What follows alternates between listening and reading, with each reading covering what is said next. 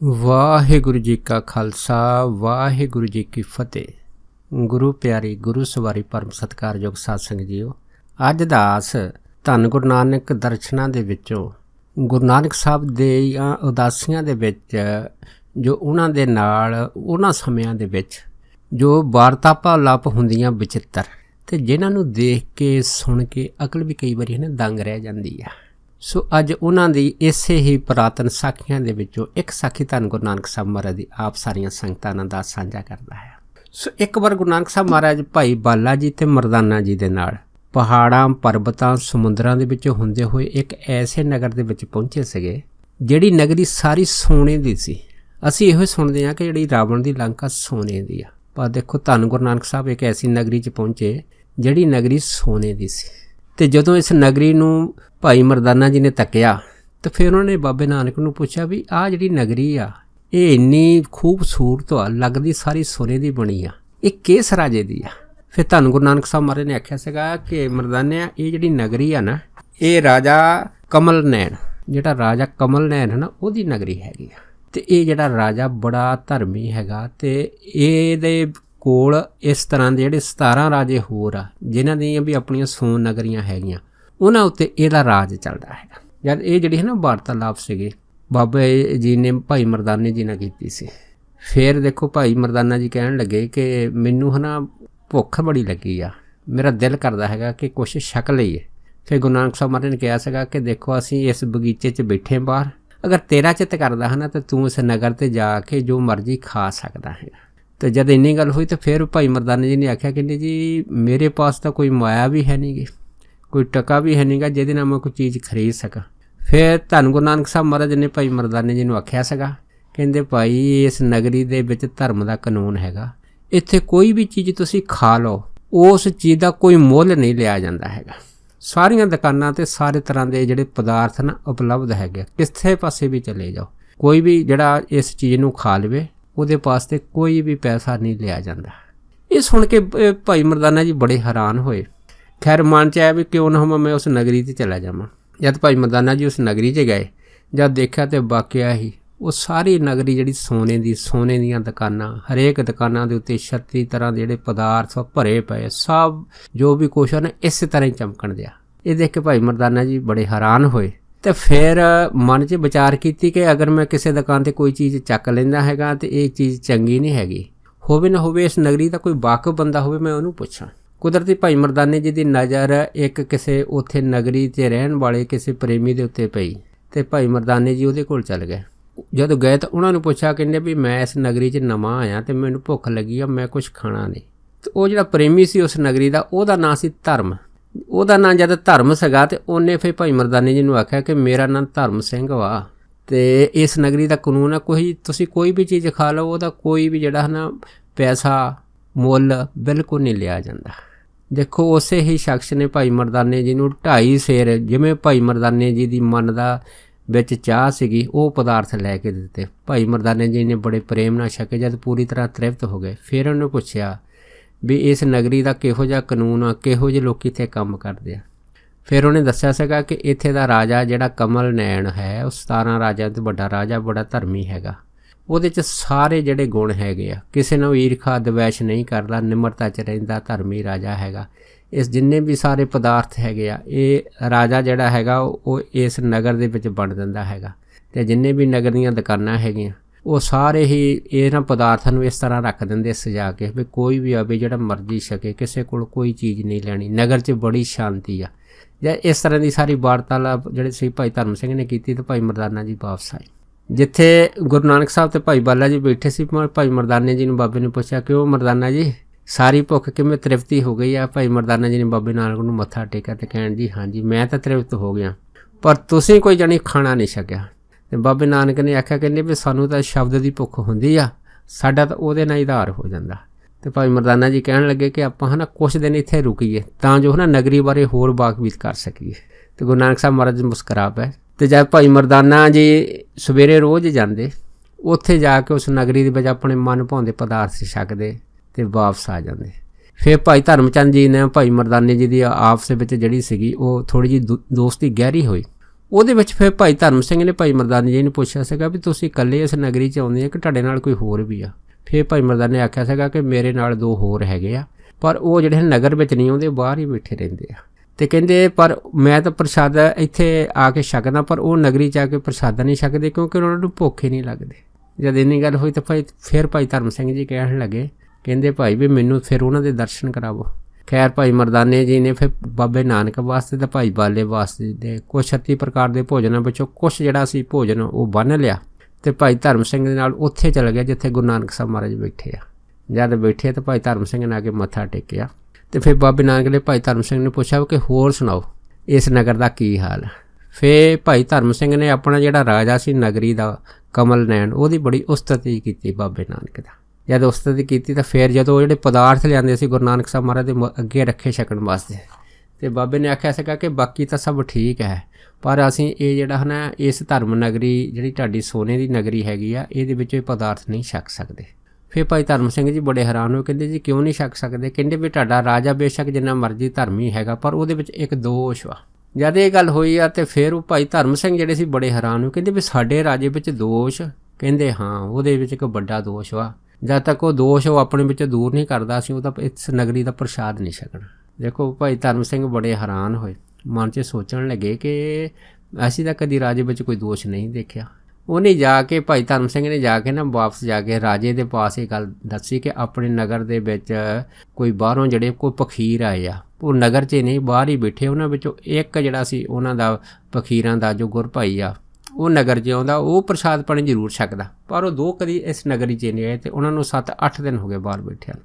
ਅਤੇ ਫਿਰ ਰਾਜੇ ਕਮਲ ਨੈਣ ਨੇ ਭਾਈ ਧਰਮ ਸਿੰਘ ਨੂੰ ਪੁੱਛਿਆ ਸੀਗਾ ਕਿ ਮੈਨੂੰ ਦੱਸੋ ਵੀ ਨਗਰੀ 'ਚ ਕਾਹਦੇ ਨਹੀਂ ਆਏ। ਅਤੇ ਫਿਰ ਭਾਈ ਧਰਮ ਸਿੰਘ ਨੇ ਦੱਸਿਆ ਸੀਗਾ ਵੀ ਉਹ ਇਹ ਦੱਸਦੇ ਆ ਕਿ ਤੁਹਾਡੇ ਵਿੱਚ ਇੱਕ ਦੋਸ਼ ਹੈਗਾ, ਜਿਸ ਕਰਕੇ ਇਸ ਨਗਰ ਦਾ ਜਿਹੜਾ ਸੀ ਭੋਜਨ ਨਹੀਂ ਛਕਣਾ। ਜਦ ਦੋਸ਼ ਸੁਣਿਆ ਰਾਜੇ ਕਮਲ ਨੈਣ ਨੇ ਤਾਂ ਉਹ ਮਨ ਵਿੱਚ ਬੜਾ ਹੈਰਾਨ ਹੋਇਆ ਕਿ ਮੇਰੇ ਉੱਤੇ ਤਾਂ ਅੱਜ ਤੱਕ ਕਿਸੇ ਨੇ ਕੋਈ ਕਿੰਤੂ ਨਹੀਂ ਕੀਤਾ, ਪਰ ਇਹ ਜਿਹੜੇ ਬਾਹਰੋਂ ਮੁਸਾਫਰ ਆਏ ਆ, ਇਹਨਾਂ ਨੇ ਮੇਰੇ 'ਤੇ ਦੱਸਿਆ ਕਿ ਮੇਰੇ 'ਚ ਇੱਕ ਵੱਡਾ ਦੋਸ਼ ਆ। ਸੋ ਇਸ ਕਰਕੇ ਭਾਈ ਕਮਲ ਨੈਣ ਜਿਹੜਾ ਰਾਜਾ ਸੀਗਾ ਸੋਚਣ ਲੱਗ ਪਿਆ। ਉਹ ਫਿਰ ਭਾਈ ਧਰਮ ਸਿੰਘ ਨੂੰ ਕਹਿਣ ਲੱਗਾ ਕਿ ਕਹਿੰਦਾ ਮੈਨੂੰ ਇਸ ਤਰ੍ਹਾਂ ਕਰ, ਉਹ ਜਿਹੜੇ ਫਕੀਰ ਬਾਹਰ ਉਹਨਾਂ ਕੋਲ ਲੈ ਕੇ ਜਾ, ਜਾਂ ਤਾਂ ਜੋ ਮੈਨੂੰ ਪਤਾ ਲੱਗੇ ਕਿ ਉਹਨਾਂ 'ਚ ਮੇਰੇ 'ਚ ਕੀ ਦੋਸ਼ ਹੈਗਾ। ਫਿਰ ਦੇਖੋ ਭਾਈ ਧਰਮ ਸਿੰਘ ਦੇ ਨਾਲ ਰਾਜਾ ਕਮਲ ਨੈਣ ਉਸ ਜਗ੍ਹਾ 'ਤੇ ਪਹੁੰਚੇ ਜਿੱਥੇ ਗੁਰੂ ਨਾਨਕ ਸਾਹਿਬ ਬਗੀਚੇ 'ਚ ਬਾਹਰ ਠਹਿਰੇ ਸੀਗੇ। ਫਿਰ ਰਾਜੇ ਨੇ ਆ ਕੇ ਬਾਬੇ ਨਾਨਕ ਨੂੰ ਮੱਥਾ ਟੇਕਿਆ। ਮੱਥਾ ਟੇਕੇ ਅਤੇ ਗੁਰੂ ਨਾਨਕ ਸਾਹਿਬ ਮਹਾਰਾਜ ਨੇ ਕਿਹਾ, ਹੇ ਰਾਜਨ ਆਓ ਜੀ ਆਇਆਂ ਨੂੰ। ਅਤੇ ਫਿਰ ਉਹ ਰਾਜੇ ਨੇ ਬਾਬੇ ਨਾਨਕ ਨੂੰ ਇਹ ਪੁੱਛਿਆ, ਕਹਿੰਦਾ ਵੀ ਦੇਖੋ ਸਾਡੀ ਜਿਹੜੀ ਨਗਰੀ ਆ ਸੋਨੇ ਦੀ ਹੈਗੀ ਆ, ਮੈਨੂੰ ਉਸ ਪਰਮੇਸ਼ਰ ਨੇ ਐਡਾ ਸੋਹਣਾ ਰਾਜ ਦਿੱਤਾ ਹੈਗਾ, ਸਾਰਾ ਕੁਛ ਦਿੱਤਾ। ਅੱਜ ਤੱਕ ਨਗਰ ਦੇ ਵਿੱਚ ਕਿਸੇ ਨੇ ਕੋਈ ਵੀ ਸ਼ਿਕਾਇਤ ਮੇਰੇ ਪ੍ਰਤੀ ਨਹੀਂ ਕੀਤੀ, ਪਰ ਮੇਰਾ ਜ਼ਿੰਦਗੀ ਦੇ ਵਿੱਚ ਪਹਿਲੀ ਇਹ ਗੱਲ ਆ ਕਿ ਮੈਂ ਤੁਹਾਡੇ ਕੋਲੋਂ ਸੁਣਿਆ ਕਿ ਮੇਰੇ ਵਿੱਚ ਇੱਕ ਦੋਸ਼ ਹੈਗਾ, ਸੋ ਮੈਨੂੰ ਦੱਸੋ ਕਿ ਮੇਰੇ ਵਿੱਚ ਕਿਹੜਾ ਦੋਸ਼ ਹੈਗਾ। ਫਿਰ ਗੁਰੂ ਨਾਨਕ ਸਾਹਿਬ ਮਹਾਰਾਜ ਕਹਿਣ ਲਈ ਕਹਿੰਦੇ, ਰਾਜਾ ਬਾਕੀ ਤਾਂ ਤੇਰੇ 'ਚ ਸਾਰੇ ਗੁਣ ਆ, ਪਰ ਇੱਕ ਦੋਸ਼ ਤੇਰੇ ਵਿੱਚ ਉਹ ਹੈਗਾ ਮੈਂ। ਜਿਹੜੀ ਤੇਰੇ ਵਿੱਚ ਹਉਮੈ ਦਾ ਦੋਸ਼ ਆ ਨਾ, ਜਦ ਤੱਕ ਇਹ ਦੋਸ਼ ਤੂੰ ਬਾਹਰ ਨਹੀਂ ਕਰਦਾ ਤਦ ਤੱਕ ਅਸੀਂ ਤੇਰਾ ਭੋਜਨ ਨਹੀਂ ਛਕਣਾ। ਜਦ ਇੰਨੀ ਗੱਲ ਹੋਈ ਤਾਂ ਉਹ ਰਾਜਾ ਬੜਾ ਹੈਰਾਨ ਹੋਇਆ। ਉਹ ਕਹਿਣ ਲੱਗਾ ਕਿ ਇਹ ਜਿਹੜਾ ਦੋਸ਼ ਆ ਮੈਂ ਤਾਂ ਕਦੀ ਆਪਣੇ ਅੰਦਰ ਕਦੀ ਝਾਤ ਨਹੀਂ ਮਾਰੀ ਕਿ ਮੇਰੇ ਵਿੱਚ ਇਹੋ ਜਿਹਾ ਵੀ ਦੋਸ਼ ਹੈਗਾ ਕਿ ਮੈਂ ਹੰਕਾਰੀ ਹਾਂ ਅੰਦਰੋਂ। ਅਤੇ ਫਿਰ ਗੁਰੂ ਨਾਨਕ ਸਾਹਿਬ ਮਹਾਰਾਜ ਨੇ ਕਿਹਾ, ਕਹਿੰਦੇ ਇਹ ਦੋਸ਼ ਤੇਰੇ 'ਤੇ ਇਸ ਦਾ ਨਹੀਂ ਆ, ਇਹ ਤੇਰੇ 'ਚ ਦੋਸ਼ ਪਿੱਛੋਂ ਹੀ ਆ। ਜਦ ਪਿਛਲੀ ਗੱਲ ਕਹੀ ਤਾਂ ਭਾਈ ਧਰਮ ਸਿੰਘ ਜਿਹੜੇ ਸੀਗੇ ਉਹ ਵੀ ਬੜੇ ਹੈਰਾਨ ਹੋਏ ਜਿਹੜੇ ਰਾਜੇ ਨਾਲ ਗਏ ਸੀ। ਫਿਰ ਕਮਲ ਨੈਣ ਬੜਾ ਆਸ਼ਚਰਜ ਹੋਏ ਨੇ ਬਾਬੇ ਨਾਨਕ ਨੂੰ ਦੱਸਿਆ ਕਿ ਅਗਰ ਤੁਸੀਂ ਮੇਰੀ ਪਿਛਲੀ ਜ਼ਿੰਦਗੀ ਦੀ ਗੱਲ ਕੀਤੀ ਆ ਤਾਂ ਫਿਰ ਮੈਨੂੰ ਦੱਸੋ ਕਿ ਮੇਰੇ ਵਿੱਚ ਦੋਸ਼ ਪਿੱਛੋਂ ਕਦੋਂ ਆਇਆ ਅਤੇ ਮੈਂ ਕੀ ਸੀਗਾ। ਜਦ ਇੰਨੀ ਗੱਲ ਹੋਈ ਹੈ ਤਾਂ ਫਿਰ ਗੁਰੂ ਨਾਨਕ ਸਾਹਿਬ ਮਹਾਰਾਜ ਨੇ ਕਮਲ ਨੈਣ ਨੂੰ ਆਖਿਆ ਸੀਗਾ, ਕਹਿੰਦੇ ਭਾਈ ਇਹ ਦੋਸ਼ ਤੇਰੇ ਵਿੱਚ ਹੁਣ ਜਿਹੜਾ ਇਸ ਕਰਕੇ ਵਧਿਆ ਕਿ ਤੇਰੇ ਮਨ ਦੇ ਵਿੱਚ ਇਹ ਗੱਲ ਜਿਹੜੀ ਹੈ ਉਹ ਬੈਠ ਗਈ ਕਿ ਮੈਂ 17 ਰਾਜਿਆਂ ਦਾ ਵੱਡਾ ਸਰਦਾਰ ਰਾਜਾ ਹੈਗਾ। ਦੂਸਰੀ ਗੱਲ ਇਹ ਹੈਗੀ ਆ ਕਿ ਇੱਥੇ ਇੱਕ ਸੂਦਰਸ਼ੈਨ ਰਾਜਾ ਵੀ ਰਹਿੰਦਾ ਹੈਗਾ, ਉਹ ਵੀ ਬਹੁਤ ਧਰਮੀ ਆ, ਪਰ ਤੈਂ ਆਪਣੇ ਆਪ ਨੂੰ ਸੂਦਰਸ਼ੈਨ ਰਾਜੇ ਦੇ ਮੁਕਾਬਲੇ 'ਤੇ ਲੈ ਕੇ ਖੜਾ ਕੀਤਾ। ਪਰ ਅਗਰ ਤੂੰ ਸੂਦਰਸ਼ੈਨ ਰਾਜਾ ਜਿਹੜਾ ਹੈ ਉਹਦੇ ਮੂਹਰੇ ਹੱਥ ਜੋੜ ਕੇ ਨਿਮਰਤਾ ਦੇ ਨਾਲ ਉਹਦੀ ਈਨ ਸਵੀਕਾਰ ਕਰ ਲਵੇ ਨਾ, ਤੇ ਤੇਰਾ ਜਿਹੜੇ ਹਉਮੈ ਦਾ ਰੋਗ ਸਾਰਾ ਮਿਟ ਜਾਊਗਾ। ਅਤੇ ਫਿਰ ਕਮਲ ਨੈਣ ਨੇ ਆਖਿਆ ਸੀਗਾ ਕਿ ਠੀਕ ਹੈ ਜੀ, ਇਹ ਤਾਂ ਗੱਲ ਮੈਂ ਕਦੀ ਸੋਚੀ ਨਹੀਂ, ਮੈਂ ਬਾਕਿਆ ਹੀ ਆਪਣੇ ਆਪ ਨੂੰ ਸੂਦਰਸ਼ੈਨ ਜਿਹੜਾ ਰਾਜਾ ਹੈਗਾ ਉਹਦੇ ਬਰਾਬਰ ਸਮਝਦਾ ਸੀਗਾ, ਪਰ ਹੁਣ ਮੈਨੂੰ ਪਤਾ ਕਿ ਉਹ ਵੀ ਬੜਾ ਧਰਮੀ ਰਾਜਾ, ਇਸ ਕਰਕੇ ਮੈਂ ਹੁਣ ਉਹਦੇ ਮੂਹਰੇ ਹੱਥ ਜੋੜ ਕੇ ਹੈ ਨਾ ਉਹਦੀ ਸੇਵਾ ਭਾਵਨਾ ਦੀ ਈਨ ਜ਼ਰੂਰ ਮੰਨ ਲਊਂਗਾ। ਫਿਰ ਮੈਂ ਪੁੱਛਿਆ ਸੀਗਾ ਕਿ ਇਹ ਜਿਹੜਾ ਦੋਸ਼ ਤੁਸੀਂ ਹੁਣ ਪਿੱਛੋਂ ਕਹਿੰਦੇ ਸੀਗੇ ਇਹ ਕਿਵੇਂ ਹੈ। ਫਿਰ ਗੁਰੂ ਨਾਨਕ ਸਾਹਿਬ ਮਹਾਰਾਜ ਨੇ ਉਹਦੇ ਪਿਛਲੇ ਜਨਮ ਦਾ ਦੱਸਿਆ ਸੀ। ਕਹਿੰਦੇ ਪਿਛਲੇ ਜਨਮ ਦੇ ਵਿੱਚ ਜਦੋਂ ਰਾਜਾ ਜਨਕ ਸੀਗਾ ਹੈ ਨਾ, ਤੂੰ ਰਾਜੇ ਜਨਕ ਦਾ ਸੇਵਕ ਸੀਗਾ ਤੇ ਤੇਰਾ ਨਾਂ ਉਹਨਾਂ ਟਾਈਮਾਂ ਦੇ ਵਿੱਚ ਸਫਾ ਜੰਗ ਸੀਗਾ। ਤੈਂ ਰਾਜੇ ਜਨਕ ਦੀ ਬੜੀ ਸੇਵਾ ਕੀਤੀ, ਇਸ ਭਾਵਨਾ ਨਾਲ ਸੇਵਾ ਕੀਤੀ ਕਿ ਮੈਨੂੰ ਆਤਮ ਗਿਆਨ ਦੀ ਪ੍ਰਾਪਤੀ ਹੋ ਜਾਵੇ। ਇਸ ਤਰ੍ਹਾਂ ਸੇਵਾ ਕਰਦੇ ਕਰਦੇ ਇੱਕ ਵਾਰ ਰਾਜੇ ਜਨਕ ਨੇ ਤੈਨੂੰ ਆਪਣੇ ਪਾਸ ਸੱਦਿਆ ਤੇ ਤੈਨੂੰ ਇਹ ਆਖਿਆ ਕਿ ਸਫਾ ਜੰਗ ਵੀ ਮੈਨੂੰ ਅੱਜ ਬੜੀ ਪਿਆਸ ਲੱਗੀ ਆ, ਇਸ ਤਰ੍ਹਾਂ ਕਰ ਵੀ ਹਿਮਾਲਿਆ ਪਹਾੜ 'ਤੇ ਜਾ ਕੇ ਉੱਥੋਂ ਠੰਡਾ ਜਲ ਲੈ ਕੇ ਆ ਤੇ ਤਾਂ ਜੋ ਉਸ ਜਲ ਨੂੰ ਪੀ ਕੇ ਮੈਂ ਆਪਣੀ ਪਿਆਸ ਦੀ ਤ੍ਰਿਪਤੀ ਕਰ ਸਕਾਂ। ਫਿਰ ਕਹਿੰਦੇ ਜਦੋਂ ਤੂੰ ਸਫਾ ਜੰਗ ਉਹਨਾਂ ਟਾਈਮਾਂ ਦੇ ਵਿੱਚ ਹਿਮਾਲਿਆ ਪਰਬਤ 'ਤੇ ਗਿਆ ਸੀ, ਤੇਰੇ ਮਨ ਦੇ ਵਿੱਚ ਇੱਕ ਫੁਰਨਾ ਬਣਿਆ ਕਿ ਦੇਖੋ ਰਾਜੇ ਜਨਕ ਨੇ ਮੈਨੂੰ ਇਹ ਹੁਕਮ ਕੀਤਾ ਕਿ ਹਿਮਾਲਿਆ ਜਾ ਕੇ ਠੰਡਾ ਪਾਣੀ ਲੈ ਕੇ ਆ। ਸੋ ਉਹਨਾਂ ਦਾ ਹੁਕਮ ਦੇਖੋ, ਮੈਂ ਇੰਨੇ ਘਣੇ ਹਿਮਾਲਿਆ ਪਹਾੜ ਦੇ ਵਿੱਚ ਆਇਆ ਤੇ ਠੰਡੇ ਜਲ ਦੀ ਪ੍ਰਾਪਤੀ ਵਾਸਤੇ, ਤੇ ਅਗਰ ਮੈਂ ਵੀ ਕਿਤੇ ਰਾਜਾ ਹੋਵਾਂ ਤੇ ਮੇਰਾ ਵੀ ਇਹੋ ਜਿਹਾ ਹੁਕਮ ਚੱਲੇ ਤੇ ਫੇਰ ਹੀ ਮੈਨੂੰ ਜਾਣੀ ਕਿ ਵਧੀਆ ਆਪਣੇ ਆਪ ਦੇ ਵਿੱਚ ਸਕੂਨ ਮਿਲ ਸਕਦਾ ਹੈਗਾ ਕਿ ਮੇਰਾ ਵੀ ਜਿਹੜਾ ਨਾ ਇਹ ਹੁਕਮ ਚੱਲਦਾ ਹੈਗਾ। ਖੈਰ ਇਸ ਤਰ੍ਹਾਂ ਦੀ ਵਿਚਾਰ ਜਿਹੜੀ ਸੀ ਉਹਨਾਂ ਟਾਈਮਾਂ ਵਿੱਚ ਰਾਜੇ ਜਨਕ ਦੇ ਟਾਈਮ ਜਦੋਂ ਸੇਵਕ ਸਫਾ ਜੰਗ ਨੂੰ ਜਿਹੜੀ ਸੀ ਮਨ 'ਚ ਵਿਚਾਰ 'ਚ ਫੁਰੀ ਸੀਗੀ, ਪਰ ਜਦੋਂ ਜਲ ਲੈ ਕੇ ਆਇਆ ਆ ਕੇ ਰਾਜੇ ਜਨਕ ਨੂੰ ਜਲ ਫੜਾਇਆ। ਰਾਜੇ ਜਨਕ ਨੇ ਜਦੋਂ ਜਲ ਛਕਿਆ ਤੇ ਬੜੇ ਪ੍ਰਸੰਨ ਹੋਏ। ਉਹਨਾਂ ਨੇ ਫਿਰ ਸਫੇ ਜੰਗ ਨੂੰ ਆਖਿਆ ਸੀਗਾ, ਆਪਣਾ ਸੇਵਕ ਜਿਹੜਾ ਸੀਗਾ ਉਹਨੂੰ ਆਖਿਆ ਸੀਗਾ ਕਿ ਅਗਰ ਕੋਈ ਮਨ 'ਚ ਇੱਛਾ ਹੈਗੀ ਤਾਂ ਮੰਗ ਲਓ ਤੇ ਅਸੀਂ ਤੇਰੀ ਇੱਛਾ ਜਿਹੜੀ ਹੈ ਨਾ ਉਸ ਨਿਰੰਕਾਰ ਦੇ ਅੱਗੇ ਅਰਦਾਸ ਕਰਕੇ ਪੂਰੀ ਕਰਾਂਗੇ। ਫਿਰ ਸਫਾ ਜੰਗ ਜਿਹੜਾ ਸੀਗਾ ਨਾ ਰਾਜੇ ਜਨਕ ਦਾ ਜਿਹੜਾ ਸੀਗਾ ਉਹ ਸ਼ਰਮਾ ਆ ਗਿਆ ਤੇ ਕਹਿਣ ਲੱਗਾ ਕਿ ਮੇਰੇ ਮਨ ਦੀ ਕੋਈ ਇੱਛਾ ਨਹੀਂ ਆ, ਮੈਨੂੰ ਕਿਸੇ ਚੀਜ਼ ਦੀ ਕੋਈ ਲੋੜ ਨਹੀਂ ਆ, ਬਸ ਮੈਨੂੰ ਇੰਨਾ ਹੈਗਾ ਕਿ ਤੁਹਾਡੇ ਵਰਗੇ ਗੁਰੂ ਦੀ ਪ੍ਰਾਪਤੀ ਹੋ ਜਾਣੀ, ਇਹੀ ਮੇਰੇ ਅਤ ਵੱਡੇ ਭਾਗ ਆ। ਜਦ ਇਹ ਗੱਲ ਹੋਈ ਸੀ ਤਾਂ ਰਾਜੇ ਜਨਕ ਜੀ ਅੰਤਰਜਾਮੀ ਸੀ। ਉਹਨਾਂ ਨੇ ਸਫੇ ਜੰਗ ਵੱਲ ਦੇਖ ਕੇ ਕਹਿਣ ਲੱਗੇ, ਕਹਿੰਦੇ ਭਾਈ ਤੂੰ ਚਾਹੇ ਦੱਸ ਨਾ ਦੱਸ, ਪਰ ਤੇਰੀ ਇੱਛਾ ਇਹ ਹੈ ਕਿ ਮੈਂ ਵੀ ਹੈ ਨਾ ਰਾਜਾ ਹੋਵਾਂ ਤੇ ਮੇਰਾ ਵੀ ਹੁਕਮ ਜਿਹੜਾ ਹੈਗਾ ਰਾਜੇ ਜਨਕ ਵਾਂਗੂ ਚੱਲੇ। ਤੇ ਕਹਿੰਦੇ ਤੂੰ ਸਾਡੀ ਜ਼ਿੰਦਗੀ 'ਚ ਇੰਨੀ ਸੇਵਾ ਕੀਤੀ ਆ, ਇਹ ਜਿਹੜਾ ਤੇਰੇ ਅੰਦਰ ਸੰਕਲਪ ਜਾਂ ਫੁਰਨਾ ਉੱਠਿਆ ਸੀਗਾ ਜਦੋਂ ਤੂੰ ਜਲ ਲੈਣ ਗਿਆ ਸੀਗਾ, ਇਸ ਫੁਰਨੇ ਨੂੰ ਪਰਮੇਸ਼ਰ ਭਾਗ ਲਾਊਗਾ, ਤੂੰ ਸਾਡੇ ਤੋਂ ਵੀ ਵੱਡਾ ਰਾਜਾ ਜਿਹੜਾ ਹੈਗਾ ਉਹ ਕਹਾਊਂਗਾ। ਦੇਖੋ ਕਹਿੰਦੇ ਇਹ ਸੀ ਪਿਛਲੇ ਜਨਮ ਦੀ ਗੱਲ। ਉਸ ਤੋਂ ਬਾਅਦ ਫਿਰ ਤੈਨੂੰ ਨਵਾਂ ਜਨਮ ਮਿਲਿਆ।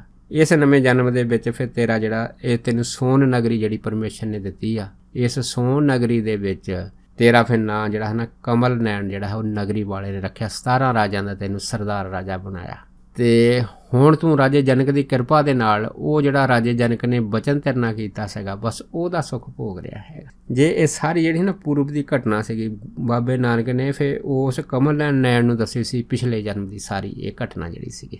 ਫਿਰ ਦੇਖੋ ਰਾਜਾ ਕਮਲ ਨੈਣ ਬਾਬੇ ਨਾਨਕ ਦੇ ਜਿਹੜਾ ਸੀਗਾ ਉਹ ਪੈਰੀ ਪੈ ਗਿਆ ਸੀਗਾ। ਤੇ ਫਿਰ ਕਹਿੰਦੇ ਫਿਰ ਤੁਸੀਂ ਜਦੋਂ ਰਾਜੇ ਜਨਕ ਨੇ ਤੁਹਾਨੂੰ ਇਹ ਵਰਦਾਨ ਦਿੱਤਾ ਸੀਗਾ ਤੇ ਫਿਰ ਤੁਸੀਂ ਪੁੱਛਿਆ ਸੀਗਾ ਕਿ ਮੈਂ ਆਪ ਜੀ ਦੇ ਪਾਸ ਇੱਕ ਸੰਕਲਪ ਲੈ ਕੇ ਤੁਰਿਆ ਸੀ ਕਿ ਮੈਨੂੰ ਆਤਮ ਗਿਆਨ ਦੀ ਪ੍ਰਾਪਤੀ ਹੋਵੇ, ਪਰ ਹੁਣ ਤੁਸੀਂ ਮੈਨੂੰ ਹੈ ਨਾ ਬਾਦਸ਼ਾਹੀ ਦੇ ਦਿੱਤੀ ਆ, ਪਰ ਮੈਨੂੰ ਇਹ ਦੱਸੋ ਕਿ ਮੈਨੂੰ ਮੁੜ ਕੇ ਇਹ ਜਿਹੜਾ ਸਾਰਾ ਗਿਆਨ ਆਤਮ ਗਿਆਨ ਕਦੋਂ ਪ੍ਰਾਪਤ ਹੋਏਗਾ। ਫਿਰ ਰਾਜੇ ਜਨਕ ਨੇ ਆਖਿਆ ਸੀਗਾ ਕਿ ਜਦੋਂ ਕਲਯੁਗ ਦਾ ਸਮਾਂ ਆਏਗਾ ਉਦੋਂ ਨਿਰੰਕਾਰ ਪਰਮੇਸ਼ਰ ਆਪ ਜਿਹੜੇ ਹੈਗੇ ਆ ਉਹ ਤੇਰੇ ਪਾਸ ਹੋਣਗੇ ਤੇ ਤੈਨੂੰ ਆਤਮ ਗਿਆਨ ਬਖਸ਼ਣਗੇ।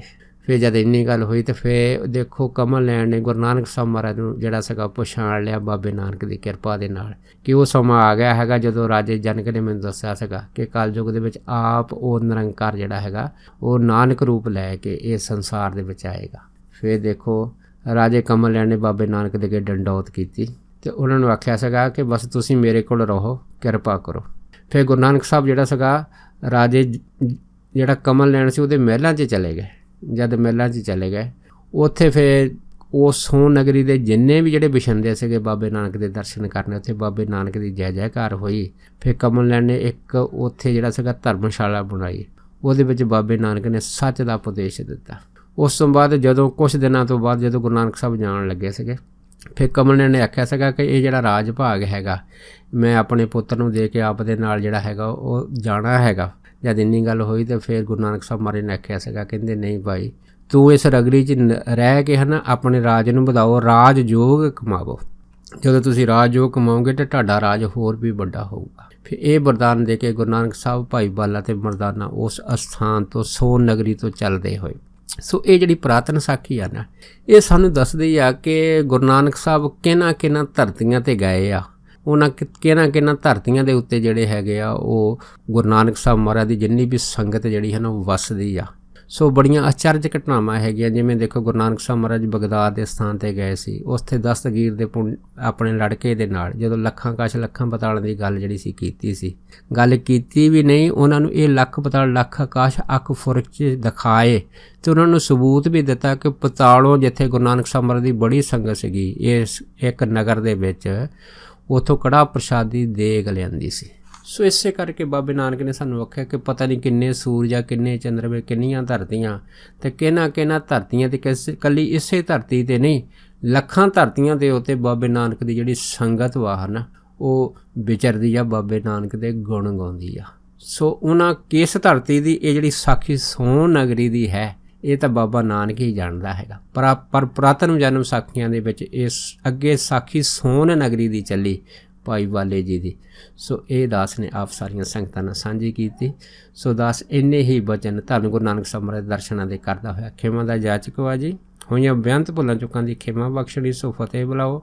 ਵਾਹਿਗੁਰੂ ਜੀ ਕਾ ਖਾਲਸਾ, ਵਾਹਿਗੁਰੂ ਜੀ ਕੀ ਫਤਿਹ।